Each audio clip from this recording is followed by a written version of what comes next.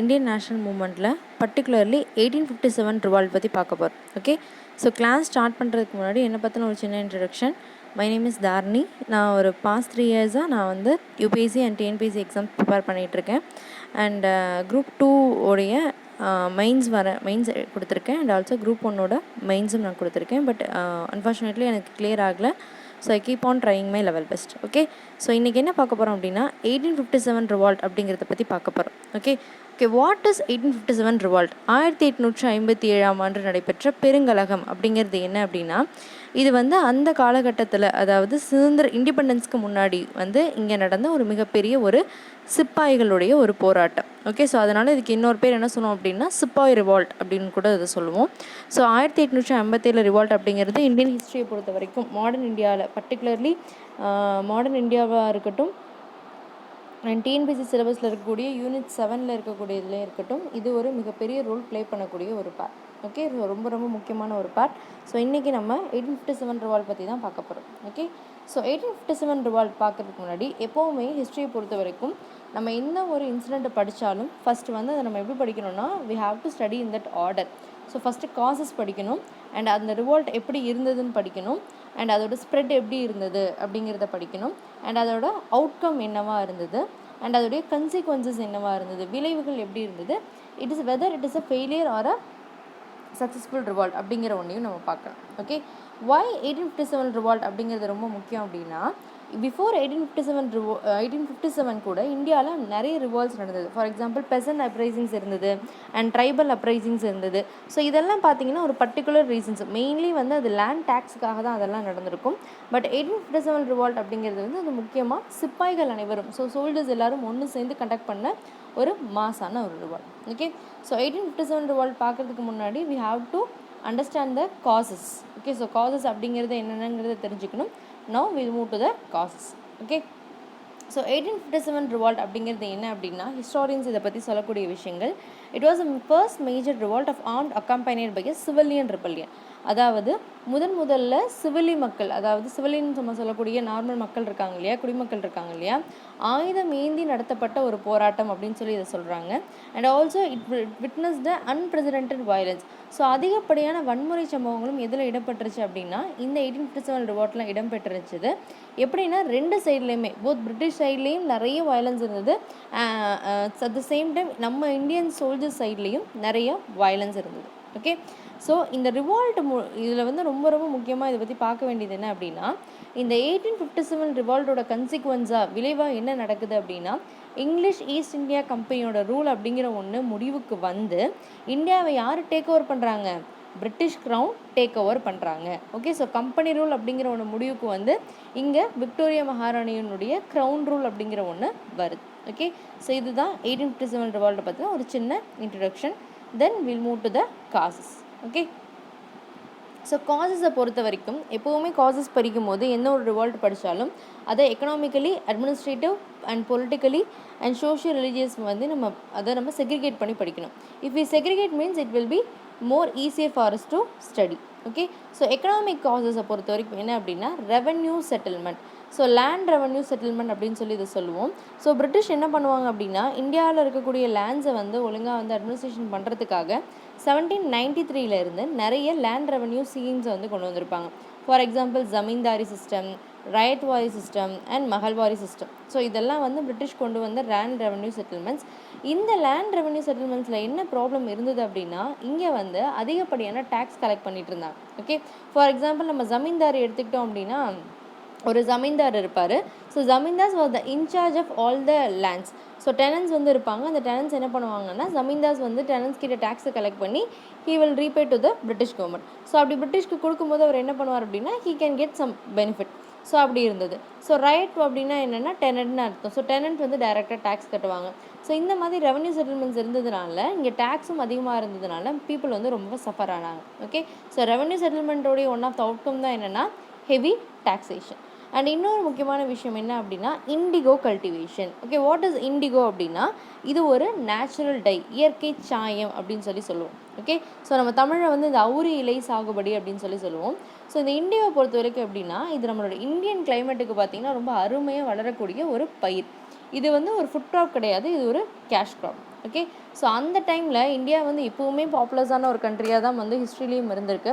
அப்படி இருக்கும்போது இவ்வளோ பெரிய கண்ட்ரியில் மக்களுக்கு வந்து வயிற்றுக்கு சாப்பாடு போடுறதுக்கே இங்கே வந்து கஷ்டமாக இருக்கும்போது இந்த இண்டிகோ என்ன பண்ணுறாங்க அப்படின்னா இங்கே வந்து ஃபுட் க்ராப்ஸை அது ரீப்ளேஸ் பண்ணுது. ஓகே. ஸோ பிரிட்டனில் இண்டஸ்ட்ரியலைசேஷன் நடக்கும்போது அவங்களுடைய இண்டஸ்ட்ரியலைசேஷனுக்கு பெனிஃபிட்டாக என்ன பண்ணுறாங்க அப்படின்னா அந்த டெக்ஸ்டைல் இண்டஸ்ட்ரிக்கு வந்து ஒரு க்ரோத்திங் ஃபேக்டராக எது இருக்குது அப்படின்னா இந்த இண்டிகோ கல்டிவேஷன் இருக்குது. ஓகே. ஸோ இண்டிகோ கல்டிவேஷனை பார்த்தீங்கன்னா இதை பொறுத்தளவுக்கு இது வந்து இங்கே இந்தியன் கிளைமேட்டுக்கு ரொம்ப அருமையாக வளரக்கூடிய ஒரு க்ராப். பட் இதோட இன்னொரு விஷயம் என்ன அப்படின்னா இது கொஞ்சம் கொஞ்சமாக நம்ம கல்டிவேட் பண்ணிகிட்டே வந்தோம்னா வெரி சூன் நம்மளுடைய சாயில் இருக்குது இல்லையா, நம்மளுடைய சாயில் வந்து அதோட ஃபர்டிலிட்டியை வந்து கொஞ்சம் கொஞ்சமாக அது வந்து லாஸ் பண்ண ஆரம்பிச்சிடும். ஸோ அதனால் வந்து என்ன பண்ணுறாங்க அப்படின்னா அவங்க வந்து பெசன்ஸ் எல்லாம் வந்து நிறைய சஃபர் ஆகிறாங்க. அண்ட் இதில் நோட் பண்ண வேண்டிய இன்னொரு முக்கியமான விஷயம் அப்படின்னா இண்டிகோ அப்படிங்கிறது ஒரு ரா மெட்டீரியல். ஸோ ரா மெட்டீரியலுக்கு தானே வந்து எப்போவுமே வந்து ஃபினிஷ் குட்ஸுக்கு தான் வந்து வேல்யூ அதிகமாக இருக்கும், ரா மெட்டீரியல் கம்மியாக இருக்கும் இல்லையா. ஸோ இண்டிகோ வந்து இங்கேருந்து ரெக்யூர் பண்ணும்போது என்ன பண்ணுறாங்க அப்படின்னா ப்ரொக்யூர் பண்ணும்போது இங்கேருந்து ரொம்ப ஒரு லோ காஸ்ட்டுக்கு வாங்கிட்டு போயிட்டு அங்கே அதை நேச்சுரல் டையாக இது பண்ணி அண்ட் அதுக்கப்புறம் அதில் மூலமாக வந்து துணிகளுக்கு சாயம்லாம் போட்டு இங்கே கொண்டு வந்து இது பண்ணுறாங்க. ஓகே. அண்ட் அடுத்த இன்னொரு ரீசன் என்ன அப்படின்னா industrialisation. So what is industrialisation? Industrialisation அப்படின்னா நமக்கு பெனிஃபிட் தானே. Why it must be the cause for the 1857 revolt அப்படிங்கிற ஒரு கொஸ்டினுக்கு என்ன ஆன்சர் அப்படின்னா இண்டஸ்ட்ரியலைசேஷன் யாருக்கு பெனிஃபிஷியபிளாக இருக்குது அப்படின்னா it was beneficial only to the British persons, not to the Indians. Okay. So இப்போ நம்ம ரெண்டு விஷயத்தை நம்ம பார்க்கணும். ஒன்று இண்டஸ்ட்ரியலைசேஷன், இன்னொன்று handloom sector, handicraft sector. Okay. So எப்போவுமே இண்டஸ்ட்ரியலைசேஷனை பொறுத்த வரைக்கும் நம்மளால் ஒரு பர்டிகுலர் டைமில் மாஸ் நம்பர் ஆஃப் ப்ராடக்ட்ஸ் நம்மளால் வந்து என்ன பண்ண முடியும், ப்ரொடியூஸ் பண்ண முடியும். பட் ஹேண்டிகிராஃப்ட் செக்டர் அப்படிங்கிறது அப்படி கிடையாது. நம்மளோட நம்ம கைவினையில் செய்கிறதுனால அதுக்கான டைம் வந்து நிறைய எடுத்துப்போம். அண்ட் இன்னொரு முக்கியமான விஷயம் என்ன அப்படின்னா இண்டஸ்ட்ரியலைசேஷனை பொறுத்த வரைக்கும் அதோட வந்து எப்படி சொல்கிறது, அதோட ப்ரொடியூசிங் காஸ்ட்டும் வந்து ரொம்ப கம்மியாக இருக்கும். பிகாஸ் 1 ஹவரில் வந்து நிறைய குட்ஸ் ப்ரொடியூஸ் பண்ணிடுறாங்க இல்லையா. ஸோ அதோட மேனுஃபேக்சரிங் காஸ்ட்டும் வந்து கம்மியாக இருக்கும். பட் இங்கே அப்படி கிடையாது. ஹேண்டிகிராஃப்ட் செக்டரை பொறுத்த வரைக்கும் அதோட மேனுஃபேக்சரிங் காஸ்ட் அப்படிங்கிறது ஒரு மேனுவல் ஒர்க். ஸோ மனிதனுடைய உடல் உழைப்பு அதிகமாக இருக்கிறதுனால அதுக்கு எப்போவுமே வேல்யூ அதிகமாக தான் இருக்கும். அண்ட் அது டைம் கன்சியூமிங் வந்து எதில் இருக்கும்னா ஹேண்டிகிராஃப்ட் செக்டரில் இருக்கும், இண்டஸ்ட்ரியலைசேஷனில் இருக்காது. ஸோ இப்படி இருக்கும்போது இந்த ரெண்டையும் பார்க்கும்போது என்ன ஆகுது அப்படின்னா இப்போ பிரிட்டிஷ்க்கு வந்து இண்டஸ்ட்ரியலைசேஷன் மூலமாக அவன் ப்ரொடியூஸ் பண்ணுற குட்ஸ் எல்லாம் வந்து சேல் பண்ணுறதுக்கு ஒரு பெரிய மார்க்கெட் வேணும். அந்த பெரிய மார்க்கெட் அவனுக்கு எங்கே கிடச்சிருக்கு அப்படின்னா இந்தியாவில் கிடச்சிருக்கு. ஸோ இந்தியாவில் வந்து இங்கே வரும்போது ஸோ மிஷின் மேட் அப்படிங்கும்போது அதோட காஸ்ட்டும் வந்து கம்மியாக இருக்குது. ஒரு பர்டிகுலர் டைமில் அவனால் நிறைய குட்ஸை ப்ரொடியூஸ் பண்ண முடியுது. ஸோ இந்த மாதிரி விஷயங்கள் இருக்கும்போது இவன் இந்த பெரிய மார்க்கெட்டில் கொண்டு வந்து இதை சேல் பண்ணுறான். ஸோ அதே மாதிரி இன்னொரு முக்கியமான விஷயம் இண்டஸ்ட்ரியல், அதாவது மிஷின் மேட்ஸ் எப்போவுமே எப்படி இருக்கும், அது ரொம்ப நாள் லாங் லாஸ்டிங்காக இருக்கக்கூடியது. பட் ஹேண்ட்கிராஃப்ட் அப்படி இருக்காது இல்லையா. ஸோ இந்த ஃபேக்டர்ஸ் எல்லாம் வந்து என்ன ஆகுது அப்படின்னா இங்கே இண்டஸ்ட்ரியலைசேஷனால் இங்கே வந்து இந்தியன் மார்க்கெட்டை வந்து பிரிட்டிஷ் கவர்மெண்ட் கேப்சர் பண்ணிடுறாங்க. ஸோ இங்கே இருக்கக்கூடிய ஹேண்டிகிராஃப்ட் பீப்புள் எல்லாம் வந்து என்ன பண்ணுறாங்கன்னா அவங்க சஃபர் ஆகுறாங்க, கிராஃப்ட்ஸ்மென்ஸ் எல்லாம் சஃபர் ஆக ஆரம்பிக்கிறாங்க. ஓகே. ஸோ இதனால் என்ன நடக்குது அப்படின்னா இந்த ஹேண்டிகிராஃப்ட் செக்டரை விட்டுட்டு ஒட்டுமொத்த பேர் எதில் போய் டஞ்ச் ஆகுறாங்க அப்படின்னா போய் அக்ரிகல்ச்சரில் போய் அடைகிறாங்க. ஸோ அப்படி இருக்கும்போது அங்கேயே அக்ரிகல்ச்சர்லேயே அங்கே ஒன்றும் நடக்க மாட்டேங்குது. அப்படி இருக்கும்போது இந்தியாவில் ஃபெமைன்னு ஒன்று க்ரியேட் ஆகுது, பஞ்சம் வருது. ஸோ மான்சூன் ஃபெயிலியர் அண்ட் இதனால் பஞ்சம் நிறைய வருது. ஸோ இதெல்லாம் வந்து எக்கனாமிக்கல் காசஸ் அப்படின்னு சொல்கிறோம். Okay. I think you will get a clear understanding about the economic causes for 1857 revolt. Okay. So economic காசஸை ஒரு சைட் நம்ம வச்சுருவோம். And next will move to the administrative causes. Okay. What is administrative causes அப்படின்னா so நம்ம already நான் class start பண்ணும்போது நான் சொல்லியிருந்தேன் 1857 ரிவால்ட்க்கு அப்புறம் தான் என்ன ஆகுது, இந்தியன் கண்ட்ரியோட administration was taken over by the crown. Before that was under the control of English East India Company. Okay. So அப்படி இங்கிலீஷ் ஈஸ்ட் இந்தியா கம்பெனி இங்கே அட்மினிஸ்ட்ரேஷன் பண்ணிகிட்டு இருக்கும்போது என்ன ஆகுது அப்படின்னா இங்கே நிறைய கரப்ஷன் நடக்குது. ஸோ கரப்ஷனில் வந்து யார் அதிகமாக ஈடுபடுவாங்கன்னா பெட்டி கிளர்க்ஸ் தான் வந்து அதிகமாக ஈடுபடுறாங்க. ஸோ வந்து அந்த கரப்ஷன் வந்து அட்மினிஸ்ட்ரேஷன் நடக்கிறது பீப்புளால் அதை அக்செப்ட் பண்ணிக்க முடியல. Okay. And another one thing is the no Indians in higher positions. Okay. So no Indians were recruited in the higher positions. So உயர் பதவிகள் எல்லாம் யார் வைக்கப்படுறாங்க அப்படின்னா ஒன்லி பிரிட்டிஷ் பர்சன்ஸ் தான் வந்து வைக்கப்படுறாங்க. இந்தியன்ஸ் யாரும் அதில் ஈடுபடலை. இது வந்து one of the administrative causes. Okay. So நம்ம எக்கனாமிக் காசஸ் பார்க்கும்போது இதில் இன்னொரு விஷயம் ஐ forgot to tell. அது என்ன அப்படின்னா ஸோ இந்த டைமில் தான் என்ன ஆகுது அப்படின்னா பிளான்டேஷன் கிராப்ஸோட வேல்யூம் வந்து இந்தியாவில் இன்க்ரீஸ் ஆக ஆரம்பிக்குது. ஸோ இந்தியாவில் மட்டும் சொல்ல முடியாது, all over the world. India எங்கெல்லாம் வந்து பிரிட்டிஷ் அவங்களோட காலனைசேஷனை வந்து ஏற்படுத்தியிருக்காங்களோ அங்கே எல்லாமே பிளான்டேஷன் கிராப்ஸும் வந்துட்டு ஒரு பெரிய ரோலை ப்ளே பண்ணுது. ஸோ அந்த பிளான்டேஷன் கிராப்ஸில் அந்த ஃபீல்டில் ஒர்க் பண்ணுறதுக்காக என்ன பண்ணுறாங்கன்னா, இங்கேருந்து இந்த இன்டென்ச்சர் லேபர், ஓகேவா? ஸோ அதாவது அந்த இன்டென்ச்சர் லேபர் ஹவலி செய்யும் தமிழ், அதாவது இந்த கொத்தடிமை முறை சொல்லுவாங்க இல்லையா? ஸோ அந்த மாதிரி கூட்டிகிட்டு போய் வேலை வாங்குறாங்க. Okay, so economic causes and administrative causes நம்ம பார்த்துட்டோம். Then we'll move to the next thing is political causes. அரசியல் காரணங்கள் என்னென்ன நடக்குது அப்படின்னா, இதில் முக்கியமாக வந்து 2 பாலிசிஸை வந்து பிரிட்டிஷ் கவர்மெண்ட் இன்ட்ரடியூஸ் பண்ணுறாங்க. The first thing is doctrine of lapse, okay, வாரிசு இழப்பு கொள்கை. And another one is subsidiary alliance, துணைப்படை திட்டம் அப்படின்னு சொல்லுவோம். ஓகே, ஸோ இந்த டாக்ட்ரின் ஆஃப் லேப்ஸ் அப்படிங்கிறது என்ன அப்படின்னா, இன்கேஸ் ஆஃப் நேச்சுரல் ஹேர் இல்லை, இப்போ ஒரு கிங் இருக்கார் அப்படின்னா அந்த கிங்குக்கு அப்புறம் யாருக்கு அடுத்த கிங்காக வருவார், அவருடைய நேரடி வாரிசு, அவரோட பையன் தான் அடுத்த வாரிசாக வர முடியும் இல்லையா? ஸோ இன்கேஸ் ஆஃப் அவருக்கு நேச்சுரல் ஹேர் இல்லை அப்படின்னா he can adopt another son and he can announce him as a king. So அப்படி இருக்கும்போது இந்த பிரிட்டிஷ் கவர்மெண்ட் என்ன பண்ணுறாங்க அப்படின்னா, இந்தியாவில் இருக்கக்கூடிய டெரிட்டரியை அனெக்சேஷன் பண்ணணும் அப்படிங்கிற ஒரு ரீசனுக்காக இந்த டாக்ட்ரின் ஆஃப் லேப்ஸ், வாரிசு இழப்பு கொள்கை அப்படிங்கிற ஒரு பாலிசியை கொண்டு வராங்க. ஓகே, அப்படின்னா அதாவது ஒரு அரசர் இருக்கார், அந்த அவருக்கு வந்து நேச்சுரல் ஹேர் இல்லை அப்படின்னா அந்த particular territory will come under the control of the English East India Company. So அதை வந்து பிரிட்டிஷ் என்ன பண்ணியிருப்பாங்கன்னா அதை கேப்சர் பண்ணிப்பாங்க. இதுதான் doctrine of lapse. Okay, so இதில் வந்து இந்த பகுதிகள் இருக்குது இல்லையா? ஸோ சத்தாரா, சம்பல்பூர், உதய்பூர், நாக்பூர், ஜான்சி எல்லாம் வந்து இதில் அனெக்ஸ் பண்ணிடுறாங்க. ஓகே, அண்ட் அடுத்தது சப்சிடரி அலைன்ஸ், துணைப்படை திட்டம். இந்த துணைப்படை திட்டம் அப்படிங்கிறது என்ன அப்படின்னா, லார்ட் வெல்லஸ்லி தான் இதை கொண்டு வருவார். அதாவது பிரிட்டன் கவர்மெண்ட்டுடைய அரசனுடைய என்ன பண்ணணும்னா, அவங்களுடைய ஸ்டாண்டிங் ஆர்மியை வந்து நம்ம வந்து மெயின்டைன் பண்ணணும். ஓகே, இன்கேஸாக வந்து இப்போ நமக்கும் வந்து பக்கத்து கண்ட்ரியில் இருக்க ஒருத்தருக்கும் வந்து சண்டை வருதுன்னு வச்சுக்கோங்களேன், அப்போ யார் வந்து நமக்கு சப்போர்ட் பண்ணுவோம் அப்படின்னா பிரிட்டிஷ் வந்து நம்ம சப்போர்ட் பண்ணுவாங்க. ஸோ இதுவும் வந்து ஒன் ஆஃப் த பாலிசி தான் என்னென்னா லேண்ட் அனெக்சேஷனுக்காக. ஓகே, ஸோ இதை இன்னொரு விஷயம் வந்து என்ன பண்ணியிருப்பாங்க அப்படின்னா மிஸ் கவர்னன்ஸ் அப்படின்னு சொல்லி ஒன்று சொல்லியிருப்பாங்க. மிஸ் கவர்னன்ஸ்னால் என்ன பண்ணுவாங்க அப்படின்னா, ஒரு பர்டிகுலர் ஒரு கிங் வந்து ஒரு இடத்துல ரூல் பண்ணிட்டு இருக்காரு அப்படின்னா அவர் ஒழுங்காக ரூல் பண்ணலை அப்படின்னு சொல்லிட்டு அந்த ஏரியாவை என்ன பண்ணிடுவாங்கன்னா அவங்க கேப்சர் பண்ணியிருப்பாங்க. இப்படி தான் அயோத்தி இருக்கு இல்லையா? ஸோ ஆவோதை வந்து ஃபஸ்ட்டு பிரிட்டிஷ் வந்து கேப்சர் பண்ணுவாங்க. ஓகே, ஸோ பொலிட்டிக்கல் காசை பொறுத்த வரைக்கும் டாக்ட்ரின் ஆஃப் லேப்ஸ், அதாவது நேரடி வாரிசு இல்லை அப்படின்னா இன்னொரு குழந்தைய வந்து அந்த அரசர் என்ன பண்ணிக்க முடியாது அப்படின்னா ஹி கேனாட் அடாப்ட். ஸோ அப்படி நேச்சுரல் ஹேர் இல்லை அப்படின்னா இந்த particular area will come under the control of the British persons. Okay, next socio religious causes, சமூக மத காரணங்கள் அப்படின்னு சொல்லலாம். இது என்ன காரணம் அப்படின்னா, இது முக்கியமாக இது வந்து பெரிய அளவில் வர்றதுக்கு வந்து எது வந்து ரீசனாக இருந்திருக்குன்னா, the spread of Christian missionaries activities. அதாவது பிரிட்டிஷ் பீப்புளும் சரி, யூரோப்பியன்ஸ் இந்தியாவுக்குள்ளே வந்தப்பவும் சரி, அவங்க உள்ளே வரும்போது ட்ரேடர்ஸாக தான் வந்திருப்பாங்க. அண்ட் அவங்களுடைய இன்னொரு முக்கியமான திங்கை வந்து எதாக இருந்திருக்கும் அப்படின்னா, அதனுடைய மதமான கிறிஸ்டியானிட்டியை ஸ்ப்ரெட் பண்ணுறதுக்காக நிறைய மிஷனரிஸை இங்கே கொண்டு வந்திருப்பாங்க. ஓகே, ஸோ நிறைய மிஷனரிஸை இங்கே கொண்டு வந்திருப்பாங்க. ஸோ இந்த கிறிஸ்டியன் மிஷனரிஸும் இருக்கட்டும் ஆர் இங்கிலீஷ் ஈஸ்ட் இந்தியா கம்பெனியாகவும் இருக்கட்டும், அவங்க என்ன பண்ணுறாங்க அப்படின்னா இந்த சமூகத்தில் இருக்கக்கூடிய சில பல குறைபாடுகள் இருக்குது இல்லையா? ஸோ அந்த குறைபாடுகளை களையிறதுக்காக சில விஷயங்களை கொண்டு வராங்க. ஃபார் எக்ஸாம்பிள் சதி இருக்குது இல்லையா? ஸோ உடன்கட்டை ஏறும் பழக்கத்தை ஒழிக்கிறாங்க. ஸோ விடோ ரீமேரேஜ், விதவைகளுக்கு மறுமணம் பண்ணி வைக்கிறாங்க. பெண்களுக்கு வந்து கல்வி கொடுக்குறாங்க. அண்ட் பென்சிசுக்குலையை வந்து ஒழிக்கிறாங்க. இந்த பென்சிசுக்குலையை ஒழிக்கிறதுக்குலாம் என்ன பண்ணியிருப்பாங்கன்னா, பிறக்கக்கூடிய எல்லா குழந்தைங்களையும் வந்து ரெஜிஸ்ட்ரேஷன் பண்ணணும், அவங்களுடைய பர்த்தை வந்து கட்டாயப்படுத்தி என்ன பண்ணணும், ரெஜிஸ்ட்ரேஷன் பண்ணணும் அப்படிங்கிற விஷயத்தையும் வந்து அவங்க கொடுத்துருப்பாங்க. ஸோ இந்த மாதிரி நிறைய எஃபர்ட்ஸ் போடுறாங்க.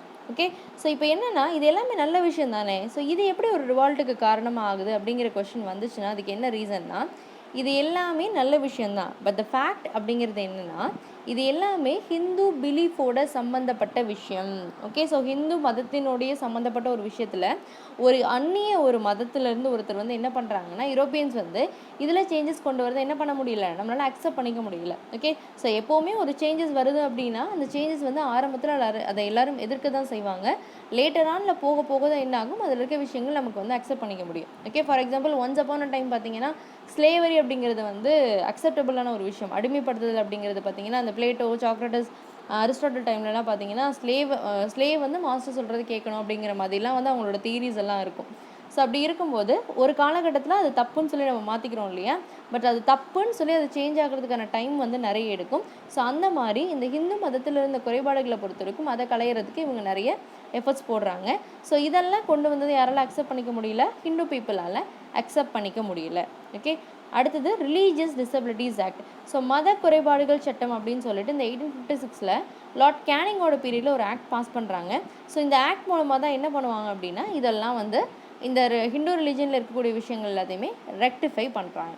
ஓகே, ஸோ ஹிந்து பிலீஃப்குள்ளே ஒரு கிறிஸ்டியன் மிஷினரி ஒரு யூரோப்பியன் வந்து சேஞ்சஸ் கொண்டு வரதில் எல்லாம் பண்ணிக்க முடியல. We cannot accept that. Okay, I think you get clear understanding about the socio-religious causes. Okay, we'll move to the next one. Next one is military causes. Okay, what is the military causes அப்படின்னா first ஒன்று வந்து strict discipline. So பிரிட்டிஷோட ஆர்மியை பொறுத்த வரைக்கும் standing ஆர்மியாக இருக்கட்டும் ஒரு any other ஆர்மியாக இருக்கட்டும் அங்கே வந்து ஸ்ட்ரிக்ட் டிசிப்ளின் ரொம்ப அதிகமாக இருக்கும்.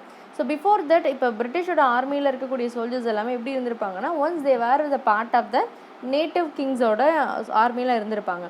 ஸோ அப்படி இருக்கும்போது அவங்களுக்கு ஃபுல் டைம் இந்த வார் ப்ராக்டிஸ் அப்படின்லாம் இருந்திருக்காது. ஸோ ஏதாவது வேலை பார்த்துட்டு இருப்பாங்க. சம்டைம்ஸ் வார் வருது அப்படின்னா உடனே போய் சண்டை போடுற மாதிரி இருக்கும். ஸோ இங்கே அப்படி கிடையாது. ஒரு ஃபுல் டைமில் வந்து ஒரு ஆர்மியில் வந்து அவங்க ட்ரெயின் ஆகிறாங்க அப்படின்னா they have very strict discipline. So அப்படி இருக்கும்போது அதை அவங்களால அக்செப்ட் பண்ணிக்க முடியல. அண்ட் அதுக்கப்புறம் ரெஸ்ட்ரிக்ஷன்ஸ் நிறைய இருக்குது. அதாவது காதில் கடுக்கன் போடக்கூடாது, நெத்தியில் வந்து அந்த பொட்டு வைப்பாங்க இல்லையா, பெரிய மார்க் வைப்பாங்களா அது போடக்கூடாது. அண்ட் வந்து இப்போ இஸ்லாமிக் பீப்புளாக இருந்தால் பியர்ட் வைப்பாங்க இல்லையா, ஸோ பியர்ட் வைக்கக்கூடாது. இந்த மாதிரி நிறைய ரெஸ்ட்ரிக்ஷன்ஸ் இருக்குது. அதை அவங்களால அக்செப்ட் பண்ணிக்க முடியல. ஓகே, அண்ட் இந்த முக்கியமாக இதில் பார்க்க வேண்டியது என்ன அப்படின்னா இந்த ஜென்ரல் சர்வீஸ் என்லிஸ்ட்மெண்ட் ஆக்ட். இந்த ஜென்ரல் சர்வீஸ் என்லிஸ்ட்மெண்ட் ஆக்ட் அப்படிங்கிறது என்னென்னு அப்படின்னா இப்போ ஒரு இந்தியன் சிப்பாய் வந்து ஒரு பிரிட்டிஷோட ஆர்மியில் ஒர்க் பண்ணுறாரு அப்படின்னா இப்போ பிரிட்டிஷ் ஆர்மி வந்து அவருக்கு ஒரு கமெண்ட் கொடுக்குறாங்க, you can go to Burma or you can go to China and participate இந்த வார் அப்படின்னா இந்தியன் சிப்பாய்ஸ் எந்த ஒரு ரெஃப்யூசல் இல்லாமல் they should go. Okay, so கண்டிப்பாக போய் அவங்க என்ன பண்ணணும், சண்டை போட்டு தான் ஆகணும். பட் ஏன் இப்போ ஆர்மினா சண்டை போட்டு தானே ஆகணும், இதுக்கு ஏன் வந்து அவங்க வந்து கோச்சிக்கிறாங்க அப்படின்னு கேட்டிங்கன்னா என்ன ரீசன்னா பிகாஸ் ஹிந்து மதத்தை பொறுத்த வரைக்கும் ஹிந்து பிலீஃபை பொறுத்த வரைக்கும் ஒரு விஷயம் என்ன அப்படின்னா இப்போ பர்சன் கிராசிங் தி சீ அப்படின்னா he was against his religion அப்படின்னு சொல்லி அர்த்தம். இப்போ நம்ம ஒரு கடல் கடந்து ஒரு நதி கடந்து நம்ம போகிறோம் அப்படின்னா என்னென்னா நம்ம ஹிந்து மதத்தை விட்டு வெளியில் போயிட்டோம் அப்படின்னு சொல்லிட்டு அந்த காலத்தில் இங்கே ஒரு பிலீஃப் இருந்தது. ஸோ எங்கே நம்ம வந்து போயிட்டோம் அப்படின்னா நம்மளை திரும்ப சேர்த்துக்க மாட்டாங்களோ, நம்ம வந்து இந்த மதத்தை விட்டு போயிடுவோமோ, இந்த ரிலீஜனை விட்டு போயிட்டால் நம்மளை ஊருக்குள்ளே சேர்த்துக்க மாட்டாங்களோ, அந்த பயம் வந்து சிப்பாய்ஸ்க்கு அதிகமாக இருக்கும். ஸோ அதனால் அவங்க போகிறதுக்கு ரெஃப்யூஸ் பண்ணுவாங்க. ஸோ 1824 என்ன பண்ணுவாங்கன்னா பர்மாவுக்கு போய் சண்டை போடுறதுக்கு அவங்க என்ன பண்ணுவாங்கன்னா அவங்க ரெஃப்யூஸ் பண்ணுவாங்க. ஓகே, ஸோ எதனால் வந்து அதை சொல்கிறோம் அப்படின்னா இன்கேஸ் இப்போ நம்மளே எடுத்துக்கிட்டோன்னா இப்போ ஃபார் எக்ஸாம்பிள் நம்ம ஹாஸ்டலில் இருந்திருப்போம், வீட்டில் இருந்திருப்போம். ஸோ இப்போ வீட்டில் இருந்து இப்போ ஹாஸ்டல் இருக்கோம் அப்படின்னா வீட்டில் பண்ணுற எல்லா ஆக்டிவிட்டீஸும் நல்லா பண்ண முடியாது. ஹாஸ்டலில் காலைல எந்திரிச்சோன்னா நம்ம வீட்டில் வந்து குளிச்சு சாமி கும்பிட்டுட்டு அந்த பழக்கம் இருந்திருக்கும். ஹாஸ்டலுக்கு வந்துடும் அதை பண்ண முடியாது இல்லையா. ஸோ அந்த மாதிரி விஷயங்கள் இருக்கும்போது இப்போ ஒரு இடத்த விட்டு ஒரு இடத்துக்கு போகும்போது நம்ம பழக்கப்பட்ட விஷயங்களை வந்து நம்ம கண்டினியூ பண்ண முடியாது அப்படிங்கிறதுக்காக அந்த ஒரு பிலீஃப் வந்து ஹிந்து இதில் இருந்தது. ஓகே, அண்ட் அடுத்தது இன்னொரு டெர்மினாலஜி என்ன சொல்கிறாங்க அப்படின்னா peasant in uniform. Okay, so what is peasant in uniform அப்படின்னா இந்தியன் சிப்பாய்ஸை பொறுத்த வரைக்கும் அவங்க என்ன தான் பிரிட்டிஷோட ஆர்மியில் they were recruited and the British army அப்படின்னா கூட அவங்களுக்கும் பிரிட்டிஷ் சிப்பாய்ஸ்க்கும் நடுவில் நிறைய டிஃப்ரென்சஸ் இருந்தது. So the Indian sepoys are get aggravated. Okay, அதாவது அவங்களுக்குலாம் வந்து அதிகமாக சேலரிஸ் இருந்தது, அலோவன்சஸ் வந்து அதிகமாக இருந்தது, அவங்கள ட்ரீட் பண்ணுற விதமும் வந்து நல்ல விதமாக இருந்தது. பட் இவங்களை பொறுத்த வரைக்கும் ஒரு பெசன்ட் மாதிரி தான் இருந்தாங்க. என்ன, நான் பிரிட்டிஷ் ஆர்மியில் வேலை பார்க்குறேன், but I am wearing the uniform அப்படிங்கிற மாதிரி தான் இருந்தாங்களே தவிர ஒரு சோல்ஜருக்கு கிடைக்க வேண்டிய எந்த விதமான சலுகைகளும் எந்த விதமான பெனிஃபிட்ஸும் யாருக்கு கிடைக்கலன்னா இந்தியன் சிப்பாய்ஸ்க்கு கிடைக்கல. ஸோ அதனால தான் ஹிஸ்டாரியன்ஸ் இதை என்னென்னு டேர்ம் பண்ணுறாங்க அப்படின்னா பெசன்ட் இன் யூனிஃபார்ம் அப்படின்னு சொல்லி இதை டேர்ம் பண்ணுறாங்க. ஓகே, அடுத்தது what is spark the importance reason த உடனடி காரணம் அப்படின்னா என்னென்னா என்ஃபீல்ட் ரைஃபிள். ஓகே, ஸோ இந்த டைமில் என்ன பண்ணுறாங்கன்னா இங்கிலீஷ் ஈஸ்ட் இந்தியா கம்பெனி வந்து ஒரு புது வகமான ஒரு கன்னை வந்து இன்ட்ரடியூஸ் பண்ணுறாங்க. அதுதான் Enfield rifle. So Enfield rifle அப்படிங்கிறது என்ன அப்படின்னா அதுக்குள்ளே நம்ம என்ன பண்ணணும்னா கேட்ரிட்ஜை உள்ளே வந்து ப்ரெஸ் பண்ணி அது மூலமாக தான் நம்ம ஷார்ட் பண்ண முடியும். பட் அந்த கேட்ரிட்ஜ் பார்த்தீங்கன்னா அதை சுற்றி வந்து ஒரு கவர் ஒன்று இருக்கும். இந்த cover is made up of a fat. அந்த ஃபேட் வந்து எதோட ஃபேட்டுன்னு சொல்லி அங்கே ஒரு இது வந்து ஸ்ப்ரெட் ஆகுதுன்னா அது வந்து பன்னியோட அதாவது பிக்கோட ஃபேட்டு அண்ட் கவ்வோட ஃபேட்டுன்னு சொல்லி சொல்கிறாங்க. ஓகே, ஸோ கவ்வை பொறுத்த வரைக்கும் அது யாருக்கு, ஹிந்துஸை பொறுத்த வரைக்கும் அது தெய்வமாக வளர்க்கக்கூடிய ஒரு விஷயம். அண்ட் பிக்கை பொறுத்த வரைக்கும் அவங்க இஸ்லாமிக் வந்து ஒரு அவர்ஷனை வந்து க்ரியேட் பண்ணக்கூடிய ஒரு விஷயம். அதனால என்ன பண்ணுறாங்கன்னா இவங்க அதை ரெஃப்யூஸ் பண்ணுறாங்க, அதை யூஸ் பண்ணுறதுக்கு ரெஃப்யூஸ் பண்ணுறாங்க. ஸோ உடனடி காரணமாக எதுன்னு இருக்குது அப்படின்னா இந்த என்ஃபீல்ட் ரைஃபிள். அந்த என்ஃபீல்ட் ரைஃபிளை அவங்க யூஸ் பண்ண மாட்டேன்னு சொல்லிட்டு பிரிட்டிஷ் கவர்மெண்ட்டுக்கு எதிராக ப்ரொட்டஸ்ட் பண்ணுறாங்க. ஸோ இப்போ தான் ஸ்பார்க் வந்து வெடிக்குது, ஸோ 1857 ரிவால்ட் அப்படிங்கிறது it is a culmination of events and it is not a sudden outbreak. So இருக்கிற முன்னாடி நடக்கிற எல்லா பிரச்சனையும் சேர்ந்து தான் ஒரு மிகப்பெரிய ஒரு ரிவால்ட்டாக வெடிக்குது. ஓகே, ஸோ இப்போ எப்படி வந்து ஸ்டார்ட் ஆகுது அப்படின்னா, இதில் நிறைய பேர் இதில் வந்து முக்கியமான எக்ஸ்போனன்ஸாக இருந்திருப்பாங்க. The most important person was Mangal Pandey. So இவர் யார் அப்படின்னா, he belongs to 34th native infantry, பாரக்பூரில் இருக்கக்கூடிய ஒரு படைப்பிரிவை சேர்ந்த ஒருத்தர் தான். இவர் தான் என்ன பண்ணுறாருன்னா 29th March 1857 அன்னைக்கு இவர் அந்த சர்ஜன் மேஜரை வந்து ஃபயர் பண்ணிடுறாரு, ரெஃப்யூஸ் பண்ணி நான் யூஸ் பண்ண மாட்டேன் அப்படின்னு சொல்லிட்டு. ஆஃப்டர் தட் அவர் என்ன பண்ணிடுவாங்கன்னா April 8 அவர் எக்ஸிக்யூட் பண்ணிடுவாங்க. சூன் அதுக்கப்புறம் எங்கெங்கெல்லாம் இந்த ரிவால்ட் ஸ்ப்ரெட் ஆகுது அப்படின்னா லக்னோ, அம்பாலா அண்ட் மீரட் பகுதிகளில் ஸ்ப்ரெட் ஆகுது. ஓகே,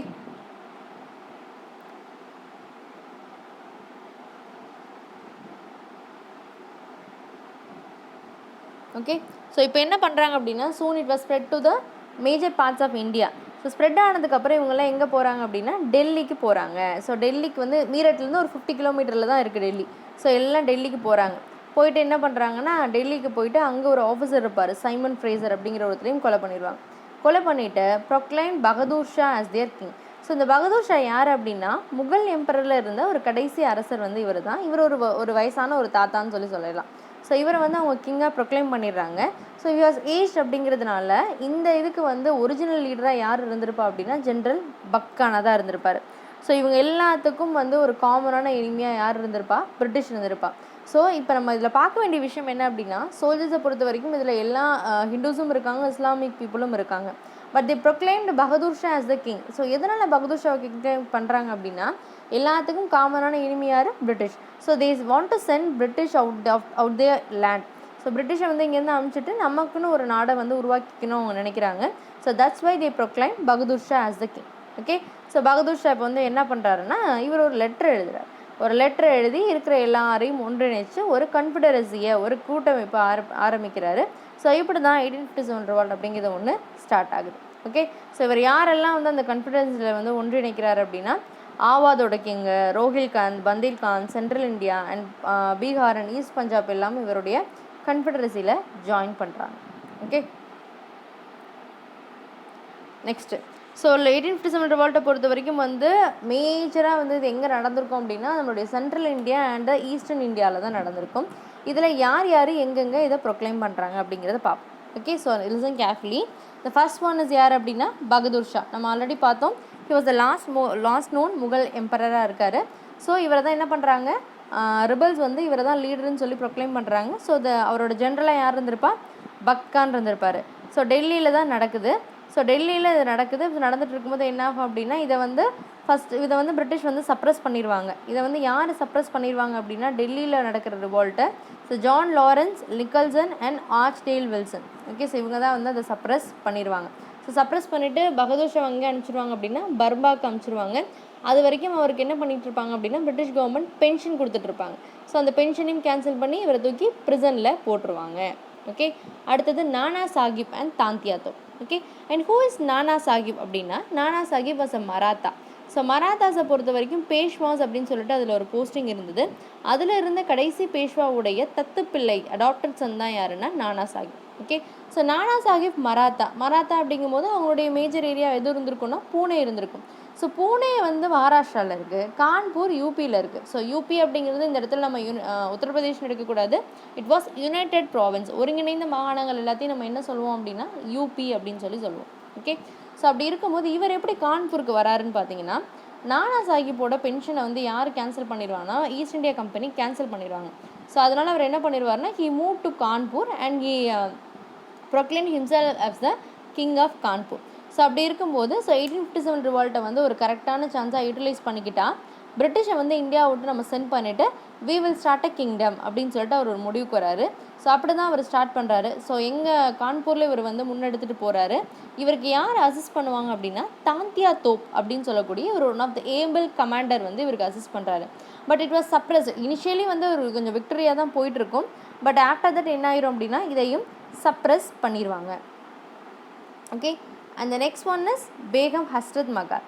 இந்த பேகம் ஹஸ்ரத் மஹால் யார் அப்படின்னா இவங்களுக்கு ஒரு குட்டி பையன் இருப்பான், 2 வயசு பையன் இருப்பான், பிர்ஜிஸ் காதர் அப்படின்னு சொல்லிட்டு. இவங்க ஒரிஜினலி யார் அப்படின்னா நம்ம பார்த்தோம் இல்லையா, மிஸ்கவர்னு சொல்லிட்டு ஆவோதை வந்து கேப்சர் பண்ணிடுவாங்கன்னு பார்த்தோம் இல்லையா. ஸோ அந்த கிங்கோடைய ஒய்ஃப் தான் யாருன்னா பேகம் ஹஸ்ரத் மஹால். ஸோ இவங்க வந்து அவங்களுடைய கிங்டத்தை she was lost a kingdom to the British. So she want to retain again. அப்படி இருக்கும்போது இவங்க பையனை வந்து அந்த சிம்மாசனத்தில் உட்கார வச்சு ஆட்சி பண்ண வைக்கணும் அப்படிங்கிறதுக்காக இவங்க பிரிட்டிஷ்க்கு எதிராக வந்து போராடுறாங்க. ஸோ ஃபைனலி இதையும் வந்து யார் கேப்சர் பண்ணிடுவாங்க அப்படின்னா காலின் கேம்பல் இதை சப்ரஸ் பண்ணிடுவார். ஓகே. அடுத்தது கான் பகதூர். கான் பகதூர் யார் அப்படின்னா ரோஹிலா சீஃபாக அவர் இருந்திருப்பார், பெரேலியில் முன்னெடுத்துகிட்டு போவார். இதையும் வந்து கேப்சர் பண்ணிடுவாங்க, சப்ரஸ் பண்ணிடுவாங்க. அடுத்தது குன்வர் சிங். இந்த குன்வர் சிங் யார் அப்படின்னா இவர் ஒரு 80 வயசு ஓல்டு ஜமீன்தார். ஸோ இவர் என்ன பண்ணுறாரு அப்படின்னா அந்த இவருக்கு தான் வயசாயிடுச்சு இல்லையா, இவரோட இதையும் வந்து பிரிட்டிஷ் கேப்சர் பண்ணியிருப்பாங்க. ஸோ இவர் வந்து தன்னோட பகுதியை வந்து திரும்ப ஒன்றிணைக்கணும் அப்படிங்கிறதுக்காக இவர் பீகாரில் முன்னெடுத்துகிட்டு போகிறார். ஓகே. ஸோ இவரையும் வந்து சப்ரஸ் பண்ணிடுவாங்க. ஓகே. அடுத்து யார் அப்படின்னா the most important figure in the 1857 revolt was Jhansi Rani Lakshmibai. So Jhansi Rani வந்து யார் அப்படின்னா இவங்க வந்து ஜான்சியில் தான் வந்து இருந்திருப்பாங்க. இவங்களுக்கு வந்து நேரடி வாரிசு நேஷனல் ஹேர் இல்லை அப்படிங்கிறதுக்காக அடாப்டட் சன்னை வந்து வச்சுருப்பாங்க. பட் பிரிட்டிஷ் என்ன பண்ணிடுவாங்க, due to doctor of lapse மூலமாக டல்ஹவுசி இதை கேப்சர் பண்ணிடுவார். ஸோ அதனால் இழந்த தன்னோட டெரிட்டரியை மீட்கிறதுக்காக வந்து ராணி லக்ஷ்மிபாய் என்ன பண்ணுவாங்க அப்படின்னா போராடுவாங்க. ஓகே. இதில் என்ன நடக்குது அப்படின்னா தாந்தியா தோப்பு இருக்கார் இல்லையா, நானா சாஹிப்க்கு சப்போர்ட் பண்ணுறாரு இல்லையா. ஸோ ஒன்ஸ் காலின் கேம்பல் வந்து இங்கே கேப்சர் பண்ணதுக்கப்புறமா நானா சாஹிப் நேபாளுக்கு ஓடிடுவார். தாந்தியா தோப்பு வந்து ஒரு காட்டுக்குள்ளே இருப்பார். ஓகே. அதுக்கப்புறம் என்ன ஆகும் அப்படின்னா தாந்தியா தோப்பு அப்படியே வந்து ஜான்சி ராணிக்கு சப்போர்ட் பண்ணுவார். ஸோ சப்போர்ட் பண்ணி இவங்க வந்து என்ன பண்ணுவாங்க அப்படின்னா ஃபஸ்ட்டு தி கேப்சர் குவாலியரை ஜான்சி ராணி மேல் அட்டையரில் சண்டை போட்டு அதை கேப்சர் பண்ணுவாங்க. அண்ட் ஆஃப்டர் அதை என்ன பண்ணிடுவாங்கன்னா பிரிட்டிஷ் வந்து அதை திரும்ப ரீகேப்சர் பண்ணிடுவாங்க. ஸோ அதுக்கப்புறம் வந்து சண்டை போட்டுட்டு இருக்கும்போதே வந்து இவங்களை வந்து யார் இது பண்ணிடுவார் அப்படின்னா சப்ரஸ் பண்ணிடுவாருன்னா ஹியூ க்ரோஸ் அப்படின்னு சொல்லக்கூடிய ஒரு பிரிட்டிஷ் கமாண்டர் வந்து இது பண்ணிடுவார். ஸோ இந்த ஹியூ க்ரோஸ் வந்து என்ன சொல்லியிருப்பாருன்னா அந்த 1857 ரிவால்ட்டை பொறுத்த வரைக்கும் நான் பார்த்ததுலேயே ஒரு ஒரிஜினல் ஹீரோயின், அதாவது original hero of the revolt அப்படின்னா யாரை சொல்லுவேன்னா ராணி லக்ஷ்மிபாய் தான் சொல்லுவேன்னு சொல்லி அவர் சொல்லியிருப்பார். ஓகே. அடுத்தது whether it is a failure one R successful one. Okay. So இது வந்து பார்த்தீங்க அப்படின்னா இது ஒரு ஃபெயிலியரான ஒரு ரிவால்ட்டு தான். ஒரு சம்பவம் வந்து எப்படின்னா வந்து இது ஒரு விஷயத்தை முக்கியமாக கொண்டு வந்துச்சு. பட் வந்து இது ஒரு என்ன பண்ண முடியலன்னா இது நினச்ச இது விஷயத்தை வந்து இதனால் அச்சீவ் பண்ண முடியல. ஸோ அதனால் இது என்ன சொல்கிறோம் அப்படின்னா it was a failure one அப்படின்னு சொல்கிறோம். So causes for the failure 1857 revolt failure ஆனதுக்கான காரணம் என்ன அப்படின்னா the first one is absence of central authority. இதுக்கு வந்து தலைமை பொறுப்பு அப்படிங்கிறது ஒழுங்காக வந்து வகிக்கலை அப்படின்னு சொல்கிறாங்க. ஓகே. எதனால் நம்ம தான் பார்த்தோம் பகதூர் ஷா கிங்காக இருந்தார் பார்த்தோம், பக்தர்கான ஜென்ரல்னு பார்த்தோம். அப்புறம் ஏன் இது ஃபெயிலியர் அப்படின்னு சொல்கிறோம் அப்படின்னா அவருக்கே 74 வயசு தாத்தா, அவருக்கு முடியலன்னு சொல்லிட்டு தான் இவரை வந்து பக்கானை வைக்கிறாங்க. பட் பக்கானுக்கு என்னென்னா தான் கிங் ஆகணும்னு ஆசை. ஸோ அவங்க வந்து என்ன ஆகலை, சென்ட்ரல் அத்தாரிட்டி வந்து கரெக்டாக இல்லை. ஸோ அதனால் இவங்களை கோஆர்டினேட் பண்ணுறதுக்கான ஒரு சாய்ஸ் வந்து கரெக்டாக இல்லை. ஸோ அது வந்து one of the failure of the ரீசனாக இருந்திருக்கும். ஓகே. அடுத்தது லிமிட்டட் டெரிட்டோரியல் ஸ்ப்ரெட். இந்த லிமிட்டட் டெரிட்டோரியல் ஸ்ப்ரெட் அப்படிங்கிறது என்னென்னா as I told earlier it was happened only in the central India and the eastern part of India. Okay. அதாவது நம்ம லாஸ்ட்டில் நம்ம மேப் பார்ப்போம். ஸோ இதை பொறுத்த வரைக்கும் என்ன அப்படின்னா சென்ட்ரல் இந்தியாலையும் ஈஸ்டர்ன் இந்தியாவிலையும் தான் வந்து இதோட ஸ்ப்ரெட் வந்து அதிகமாக இருந்தது. சதர்ன் இந்தியாவை பொறுத்த வரைக்கும் முக்கியமாக Madras presidency. So Madras presidency அப்படிங்கிறது இப்போ இருக்கக்கூடிய ப்ரெசன்டே தமிழ்நாடு மட்டும் கிடையாது. It contains a part of Malabar, Andhra Pradesh, Karnataka and ஒடிசாவில் கஞ்சம் வரைக்கும் அண்ட் என்டையர் தமிழ்நாடு. ஸோ இவ்வளோ பெரிய ஒரு சதர்ன் பார்ட்டை தான் நம்ம மெட்ராஸ் பிரசிடென்சின்னு நம்ம சொல்லிட்டு இருந்தோம். ஸோ இந்த மெட்ராஸ் பிரசிடென்சி என்ன பண்ணுது, it was remain silent during the 1857 revolt. அவங்க என்ன பண்ணிகிட்டு இருந்தாங்க, பிரிட்டிஷ்க்கு சப்போர்ட் பண்ணிகிட்டு இருந்தாங்க. ஓகே. ஸோ சென்ட்ரல் இந்தியாலையும் ஈஸ்டர்ன் இந்தியாவில் மட்டும்தான் இருந்தது. முழு இந்தியா எப்படி சொல்கிறது, இந்தியா முழுவதும் என்ன பண்ண முடியல, அதனால் ஸ்ப்ரெட் ஆகலை. அதுவும் ஒரு காரணமாக சொல்கிறாங்க. ஓகே. அடுத்தது பிரேக் வாட்டர் ஸ்ட்ரோம். இந்த பிரேக் வாட்டர் ஸ்ட்ரோம்னா என்ன சொல்கிறாங்க அப்படின்னா educated Indians where never supported the 1857 revolt. படித்த இந்தியர்கள் என்ன பண்ணுறாங்க அப்படின்னா பிரிட்டிஷ்க்கு சப்போர்ட் பண்ணலை, அவங்களும் சைலண்ட்டாக இருந்திருக்காங்க அப்படின்னு சொல்கிறாங்க. அடுத்தது poor weapons. So poor weapons இப்போ ஆப்வியஸ்லாக நம்ம எடுத்துக்கிட்டோம் அப்படின்னா பிரிட்டிஷ் கையில் தான் மாடர்ன் வெப்பன்ஸ் இருந்திருக்கும், நம்மக்கிட்ட புவர் வெப்பன்ஸ் தான் இருந்திருக்கும். அவங்கக்கிட்ட வந்து நிறைய கன்ஸ் இருந்திருக்கும், நிறைய ஆர்டிலரிலாம் அவங்கக்கிட்ட இருந்திருக்கும். பட் நம்மக்கிட்ட வந்து என்ன இருந்திருக்கும், ஸ்வாடு அந்த மாதிரி தானே இருந்திருக்கும். ஸோ அப்படி இருக்கும்போது நம்மக்கிட்ட வந்து புவர் வெப்பன்ஸ் இருந்ததும் ஒரு ரீசன் ஃபெயிலியருக்கு அப்படின்னு சொல்கிறாங்க. ஓகே. அடுத்தது lack of communication. Okay, what is lack of communication அப்படின்னா, நமக்கு இந்தியாவில் 1854, 53, 55 டைம்லலாம் பார்த்தீங்கன்னா இங்கே டெலிகிராஃப் கம்யூனிகேஷன் அண்ட் ரயில்வே நெட்ஒர்க்லாம் பயங்கரமாக இருந்திருக்கும். பிரிட்டிஷ் வந்து இங்கே நல்ல ஒரு செட்டில் கொண்டு வந்திருப்பாங்க. ஸோ அப்படி இருக்கும்போது பிரிட்டிஷ் பீப்புளுக்கு அவங்க ஒரு இன்ஃபர்மேஷனை, இப்போ வந்து குவாலியரில் இப்படி நடக்குது, இங்கே சென்ட்ரல் இந்தியாவில் இப்படி நடக்குது, கான்பூரில் இப்படி ஒரு ரிவால்ட் நடக்குது அப்படிங்கிறத இதை இங்கே இருக்கக்கூடிய ஒரு அத்தாரிட்டிகிட்ட இருந்து இன்னொரு அத்தாரிட்டிக்கு அதை கொண்டு சேர்க்கக்கூடிய வேலையை வந்து அந்த டெலிகிராஃபாக இருக்கட்டும், ரயில்வே நெட்ஒர்க் மூலமாக அவங்க ஈஸியாக பண்ணாங்க. பட் நம்மக்கிட்ட அது என்ன கிடையாது, நம்மக்கிட்ட கம்யூனிகேஷன் கிடையாது. நம்ம என்ன பண்ணுவோம், ஓலை எழுதிட்டு உட்காந்துருப்போம். ஸோ அப்படி இருக்கும்போது அந்த lack of communication one of the reason for the failure அப்படின்னு சொல்கிறோம். ஓகே, அடுத்தது புவர்லி ஆர்கனைஸ்ட். ஸோ புவர்லி ஆர்கனைஸ்ட்னா பார்த்தா அங்கங்கே ஒருத்தர் சண்டை போட்டுட்டு இருந்தாங்க. அதை வந்து ஆர்கனைஸ் பண்ணுறதுக்கான தலைமை பொறுப்பு ஒழுங்காக இல்லை அப்படின்னு சொல்கிறாங்க. ஓகே, அடுத்தது no unified ideology. It was the most important thing to be noted in the failure for the 1857 revolt. What is no unified ideology அப்படின்னா, இப்போ நம்ம பார்த்தோம் இல்லையா, நம்ம லாஸ்ட் இதில் பார்த்தோம், பகதூர் ஷா கிங் ஆகணும்னு சண்டை போடுறாரு. அவர் வந்து ஒரு முகல் எம்பரர். நானா சாஹிப் ஒரு மராத்தா பேஷ்வா, அவர் வந்து மராத்தா எம்பையர் எஸ்டாப்ளிஷ் பண்ணணும்னு சண்டை போடுறாரு. பேகம் ஹஸ்ரத் மஹால் அவங்களோட டெரிட்டரிக்காக சண்டை போடுறாங்க.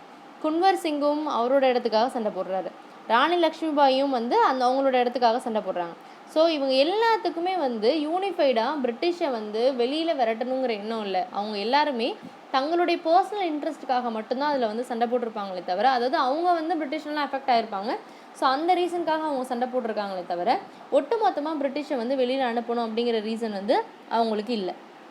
ஓகே, ஸோ இந்த ஒருங்கிணைந்த ஒரு ஐடியா இல்லாதனால தான் என்ன ஆகுது அப்படின்னா இங்கே ஒரு ஃபெயிலியர் நடக்குது அப்படின்னு ஹிஸ்டாரியன்ஸ் இதை ஐடென்டிஃபை பண்ணுறாங்க. ஓகே, ஸோ இதை பொறுத்த வரைக்கும் 1857 ரிவால்ட்டை பொறுத்த வரைக்கும் இதில் நம்ம நோட் பண்ண வேண்டிய முக்கியமான ஒரு விஷயம் அப்படின்னா ஹிந்து முஸ்லீம் யூனிட்டி. ஈவன் நமக்கு later half of the 1920s இருக்கட்டும், 1930s இருக்கட்டும், ஈவன் பிஃபோர் த இண்டிபெண்டன்ஸாக இருக்கட்டும், இந்தியாவில் கம்யூனல் வயலன்ஸ் அப்படிங்கிறது அதிக அளவில் நடந்திருக்கும். பட் இந்த இயர் ஆஃப் 1857லேயே வந்து ஹிந்து முஸ்லீம் யூனிட்டி அப்படிங்கிறது வந்து ரொம்பவுமே எவிடெண்ட்டாக இங்கே இருந்திருக்கு அப்படின்னு ஹிஸ்டாரியன்ஸ் இது சொல்கிறாங்க. Okay, I hope you can understand about the causes for the failure. Okay, first ஒன்று சென்ட்ரல் அத்தாரிட்டி கிடையாது, நல்ல ஒரு தலைமை பொறுப்பு இல்லை, அண்ட் வந்து லிமிடெட் டெரிட்டரியல் ஸ்ப்ரெட், அதாவது சதர்ன் இந்தியாவை பொறுத்த வரைக்கும் சைலண்ட்டாக இருந்தாங்க, அண்ட் எஜுகேட்டட் இந்தியன்ஸ் யாரும் சப்போர்ட் பண்ணலை, and lack of poor weapons and communication, poorly organised and no unified ideology. எல்லாரும் தன்னோட பர்சனல் இன்ட்ரெஸ்ட்காக தான் சண்டை போட்டாங்களே தவிர ஒருங்கிணைந்த ஐடியாலஜி அவங்ககிட்ட இல்லை. ஓகே, அடுத்தது இதோட நேச்சர் ஆஃப் த ரிவால்ட். இந்த 1857 ரிவால்ட்டுடைய நேச்சர் அப்படின்னு சொல்லிட்டு ஹிஸ்டாரியன்ஸ் சில விஷயங்கள் சொல்லியிருக்காங்க. ஓகே, இதில் விடி சவார்கர் வந்து என்ன சொல்லியிருப்பார் அப்படின்னா, இந்தியன் வார் ஆஃப் இண்டிபெண்டன்ஸ் அப்படிங்கிற ஒரு புக்கில் ஃபர்ஸ்ட் வார் ஆஃப் இண்டிபெண்டன்ஸ் அப்படின்னு சொல்லியிருப்பார். எஸ்என்சன் வந்து என்ன சொல்லியிருப்பார் அப்படின்னா, இது வந்து it was began as a fight for religion but ended as a fight for independence. Okay, so Savarkar என்ன சொல்கிறார் அப்படின்னா, இந்தியாவின் முதல் சுதந்திர போர் அப்படின்னு சொல்லியிருப்பார் 1857 ரிவால்ட்டை. சென்னை பொறுத்த வரைக்கும் அவர் என்ன சொல்கிறார் அப்படின்னா, இனிஷியலி இது எதுக்காக நடக்குது, ரிலீஜியனுக்காக ஒரு வாராக ஸ்டார்ட் ஆகுது, but ended as a fight for independence. Okay, so எதனால் வந்து it will begin as a fight for religion அவர் சொல்கிறார் அப்படின்னா, எதனால் ரிவால்ட் உடனே ஸ்பார்க் ஆகுதுன்னு நம்ம பார்த்தோம், என்ஃபீல்ட் ரைஃபிள்னால. ஸோ என்ஃபீல்ட் ரைஃபிளில் வந்து என்ன இருக்குதுன்னு பார்த்தோம், அதில் ஒரு கேட்ரேஜ் இருக்குது, அந்த கேட்ரேஜை உள்ளே லோட் பண்ணணும்னா என்ன பண்ணணும், அது மேலே இருக்க கவரை வந்து நம்ம பல்லால் கடிச்சு எடுக்கணும். ஸோ அந்த கவர் அப்படிங்கிறது எதால் மேடப் ஆனது, ஃபேட்னால, கவ்வோட ஃபேட்டு பிக்கோட ஃபேட்டுன்னு சொல்கிறாங்க.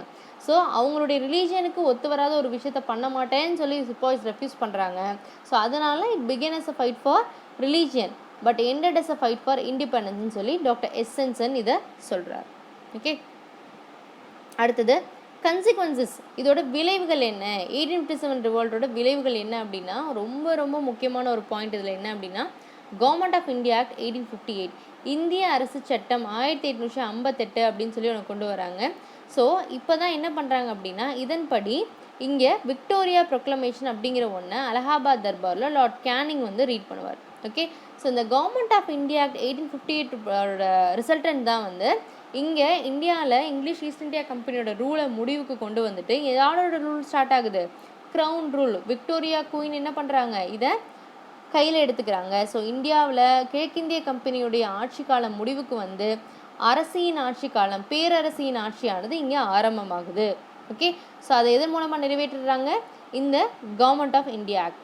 ஓகே, ஸோ இதுதான் விக்டோரியா ப்ரொக்ளமேஷன், இதை தான் வந்து இந்தியாவின் மகா சாசனம் அப்படின்னு சொல்லுவோம். ஓகே, ஸோ இந்த டேட் ரொம்ப முக்கியம். இது எப்போ ரீட் பண்ணுறாங்க, 1 நவம்பர் 1858. ஓகே, ஸோ இந்த கவர்மெண்ட் ஆஃப் இந்தியா ஆக்டில் என்னென்ன விஷயங்கள் சொல்கிறாங்க அப்படின்னா, ஒரு புதுசாக ஒரு போஸ்டிங்கை க்ரியேட் பண்ணுறாங்க. அது என்ன போஸ்டிங் அப்படின்னா, செக்ரட்டரி ஆஃப் ஸ்டேட், இந்திய விவகார செயலர் அப்படின்னு சொல்லி ஒரு போஸ்ட்டை க்ரியேட் பண்ணுறாங்க. இவர் எங்கே இருப்பார் அப்படின்னா, he will reside at the British பார்லிமெண்ட்டில் இருப்பார். ஸோ இங்கே வந்து என்ன பண்ணுவாங்க அப்படின்னா, இங்கே வந்து இந்தியாவில் வந்து அதுக்கு முன்னாடி வரைக்கும் கவர்னர் ஜென்ரல் ஆஃப் இந்தியா இருந்திருப்பாங்க. ஸோ அந்த கவர்னர் ஜென்ரல் ஆஃப் இந்தியா அப்படிங்கிற போஸ்ட்டை என்ன பண்ணுறாங்கன்னா, வைஸ்ராய் ஆஃப் இந்தியான்னு சொல்லி மாற்றுறாங்க. ஸோ வைஸ்ராய் இந்தியாவில் இருப்பார், செக்ரட்டரி ஆஃப் ஸ்டேட் பிரிட்டிஷ் பார்லிமெண்ட்டில் இருப்பார். He will take over the Indian affairs. அதாவது இந்தியாவில் நடக்கக்கூடிய விஷயங்களை மட்டுமே இது சொல்கிறது ஹேண்டில் பண்ணுறதுக்காக ஒரு புது போஸ்டிங்கை க்ரியேட் பண்ணுறாங்க. ஓகே, ஸோ இதுக்கப்புறம் என்ன பண்ணுறாங்க அப்படின்னா, பிரிட்டிஷ் வந்து இதுக்கப்புறம் நம்ம எவ்வளோ கேர்ஃபுல்லாக இருக்கணும் அப்படிங்கிறத ஒரு முடிவுக்கு வராங்க. அதாவது 1857 ரிவால்ட் அப்படிங்கிறது வந்து பிரிட்டிஷ் வந்து the never expected such revolt happened in India. அவங்க ரொம்ப கேஷுவலாக தான் போயிட்டு இருந்தாங்க. பட் இப்படி ஒரு ரிவால்ட் நடந்தது, ஐ குடன்ட் அக்செப்ட் தட். ஸோ அதனால் அவங்களுடைய பிஹேவியர்ஸ் எல்லாம் சேஞ்ச் ஆகுது. என்ன ஸ்டார்ட் பண்ணுறாங்க அப்படின்னா, இந்தியன்ஸை வந்து தங்களுடைய வேலைகளில் பணியமர்த்தக்கூடிய எண்ணிக்கை இருக்கு இல்லையா, அந்த எண்ணிக்கையை கொஞ்சம் கொஞ்சமாக ரெடியூஸ் பண்ணிட்டு வராங்க. So the number of Indians was significantly reduce. அதுக்கப்புறம் ஆல்ரெடி என்ன பண்ண மாட்டாங்க, இந்தியன்ஸ்க்கு ஹையர் ரேங்க்ஸ் கொடுக்க மாட்டாங்க. பட் இதுக்கப்புறம் என்ன பண்ணுறாங்க, இதுக்கப்புறம் கொடுத்த ரேங்க்ஸ்லேயும் வந்துட்டு அவங்களுக்கு ஹையர் போஸ்டிங் கொடுக்காம எல்லாரையுமே லோவர் ரேங்க்கில் அப்பாயிண்ட் பண்ணிடுறாங்க. அதுக்கப்புறமா டிவைட் அண்ட் ரூல் பாலிசி அப்படின்னு சொல்லி ஒன்று கொண்டு வராங்க, பிரித்தாளும் கொள்கை. இந்த பிரித்தாளும் கொள்கை அப்படிங்கிறது என்ன அப்படின்னா, இந்தியா எப்போவுமே ஒரு வைப்ரண்ட்டான ஒரு கண்ட்ரியாக தான் இருந்திருக்கு. இந்த நம்மளுடைய பாஸ்ட்லேயும் சரி, ப்ரெசன்ட்லேயும் சரி, இன் ஃபியூச்சரில் கூட it will be more vibrant only. So அப்படி இருக்கும்போது இந்தியாவில் வந்து இருக்கக்கூடிய பீப்புளை அவங்க பிரித்து ஆள்றாங்க. அதாவது ஹிந்துஸை தனியாக ரூல் பண்ணுறாங்க, முஸ்லீம்ஸை தனியாக ரூல் பண்ணணும் அப்படிங்கிற ஒரு முடிவுக்கு வராங்க. இதுதான் இதோட கன்சிக்வன்சஸ். இந்த முக்கியமான விஷயம் என்ன அப்படின்னா, அதில் பார்க்க வேண்டியது கவர்மெண்ட் ஆஃப் இந்தியா 1858 அண்ட் அதில் தான் விக்டோரியா ப்ரொக்ளமேஷன், ஈஸ்ட் இந்தியா கம்பெனியோட ஆட்சி முடிவுக்கு வந்து க்ரௌன் ரூல் ஸ்டார்ட் ஆகுது. Also governor general of India was change as viceroy of India and secretary of states ஒரு போஸ்ட்டை க்ரியேட் பண்ணுறாங்க. ஓகே, ஸோ அப்படி இருக்கும்போது இந்தியாவோட last governor general of India இந்த ஃபர்ஸ்ட் வைஸ்ராய் ஆஃப் இந்தியாவாக யார் இருந்திருப்பார்னா, லார்ட் கேனிங் இருந்திருப்பார். ஓகே ஓகே ஸோ ஆல்ரெடி நான் சொன்ன மாதிரி, ஸோ எங்கெங்கெல்லாம் நடந்திருக்கணும் அப்படின்னா, சென்ட்ரல் இந்தியா அண்ட் ஈஸ்டர்ன் இந்தியாவில் மட்டும்தான் இது பெரிய அளவில் நடந்திருக்கும். And southern India and most of the parts of இந்தியாவில் India was remain silent. Okay, I hope you can get clear understanding about the 1857 revolt.